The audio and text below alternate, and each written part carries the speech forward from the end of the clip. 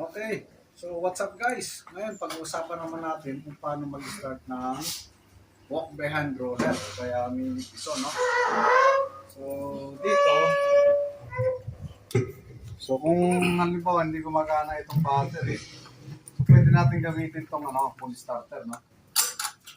Yung sa pagdating sa site, naubusan kayo ng nalobat yung battery, wala kayong pag-chargean. Full starter, meron backup, no? Para, so ganito. Muna dito tayo. Ito, ilagay nyo muna sa neutral. Kasi ito forward to reverse. So, ilagay nyo sa neutral. Tapos itong throttle niya, ilagay nyo siya sa bandang gitna. O, somewhere. Kaya ganon. Lagay nyo ng konting gas. Para pag hilan nyo, mas mabilis siyang umandar. Ngayon, dito naman. So, itong pula niya, dito sa ibabaw, ito yung decompression, no? Para pag hila mo, hindi masyado matigas. So, susubukan natin. Na-decompress na natin. Okay.